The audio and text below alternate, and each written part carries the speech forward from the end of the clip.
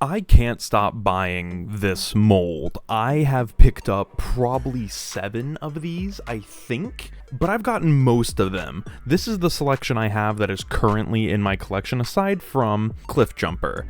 But a lot of these are replacements. A lot of these are just new additions for small collections. It's Buzzworthy Bumblebee, Selects Bug Bite, and Legacy Goldbug. They're all interesting in their own rights, and they all have very cool features. And I just wanted to talk about them today, since the last time I talked about them, it wasn't very good. Bumblebee here has lots of details that I really like. The painted rims, the black back window, and the painted bumper are all really nice. But there's nothing extravagant about this one. It has a lot of the same paint apps as Bug Bite and Cliff Jumper does. Moving over to Bug Bite, who has his Toy Hacks labels applied to make him look more like the BotCon one, I think that this is the best use of the Cliff Jumper body. Like, aside from Cliff Jumper himself, this looks amazing. Just utterly fantastic. The Toy Hacks really brings this one to life, because he does still retain a lot of the paint apps from that Bumblebee and Cliff Jumper with the painted front end, rear window, and rims. And then we have Goldbug, who's a repaint of the Netflix Bumblebee in this kind of shiny gold paint. And there's a lot of paint on him. Almost the entire outer vehicle shell is painted, as well as the rims and the headlights. And that's it.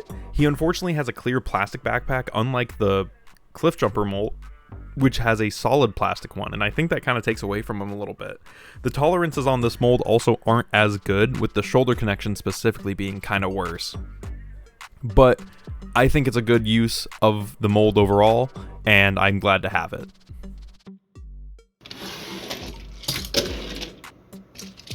Whee! Oh.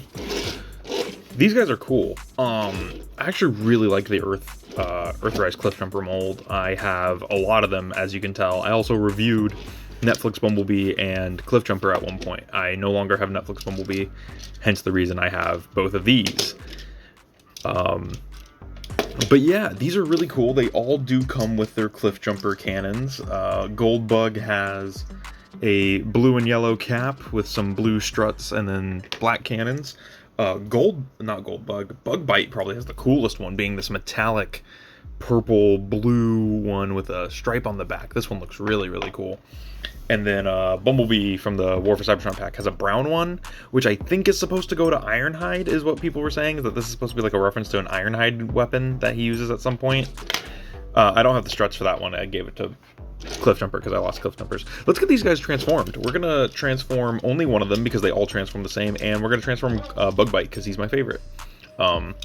So you want to parts form off this, and I tend to kind of pull the hands down off of these. Set that aside. Oh, well, hang on. There's a little peg back here. Flip that out, and there we go. Then we're going to kind of just pull this down, this whole section down, and then pull the leg out at the ankle tilt, because that's going to free up the whole leg. Come on. There we go. Then we're going to come back here and open this up and bring out the arms. Bring down this section here. Fold these wheels in. Fold these down. Spin this 180. Come back here. There's a tab right there, and you just want to get it between the rims there. Oh, and also the Lazy Eyebrow pointed out that he has like molded disc brakes in there, which is really cool. Fold this down, which it is clear plastic. It's really dark clear plastic, but it is. Flip this down, bring these up, clip it in place, and that's going to hold the shoulders in place. Spin these down, stand him up. And for Bug Bite specifically, so normally you're supposed to put it on with Bumblebee, you're supposed to put it on like this, like Bumblebee and Cliff Jumper. But for Bug Bite, I like inverting it. It just makes him look a little different and stand out among the other two, among Cliff and Bumblebee. Just gives them a little bit of a different look from the other guys. But that's how you transform the mold. I'm going to get these other guys transformed super quick. We're going to do it like this. And there we have one. And there we have two. Yeah, definitely they look pretty pretty neat together. We can give them all their bazooka weapons. I kind of like to do Goldbug's underslung. It's just kind of how I like to do it. Bumblebee, we can give him his, and Bug Bite, we can give him his. And there we go. There they all are together with their cannons. And what a good little set these guys look like. Yeah, definitely look really cool. Again, still my favorite out of all these. Like, just color-wise, I'm a sucker for black and white. So, Bug Bite here, definitely stealing it. Although this Bumblebee does look really, really good. I will say that. The robot mode on this mold is just fantastic. I absolutely adore it. Probably the reason I keep going back to it and buying it. The different looks that each mold brings is really nice. Bumblebee with the stunning and striking yellow, the correct yellow, and the nice little happy head sculpt on here. Bug Bite with the striking contrast of the black and white. And again, I love the way the Bumblebee head looks on here. Just, I think the white does so much for it. It really helps out Bug Bite. And then Goldbug, who, while he looks good, he has the nice round proportions of Bumblebee, I think the colors really fall flat here. The head sculpt is nice, kind of looking a little bit more like the toy version of Bumblebee from G1, but not quite hitting the mark. Giving a quick turnaround here, you can see how nice these guys really look from all angles. It's nice, it's square, it's strangely round, which is nice. Bumblebee here looking really, really good, with Goldbug following it up and having that nice round backpack where you really get the different shapes between the two. You can see that they're clearly cut from the same cloth, not in the same way that DevCon and Blur are, but in just a complete reshelled way. And then the outlier here, which is, of course, Select's Bug Bite, who looks utterly fantastic. I definitely recommend you get those Toy Hacks labels if you plan on getting this guy. It really, really does a lot for him. Instead of just being a white Bumblebee, it really makes him his own character.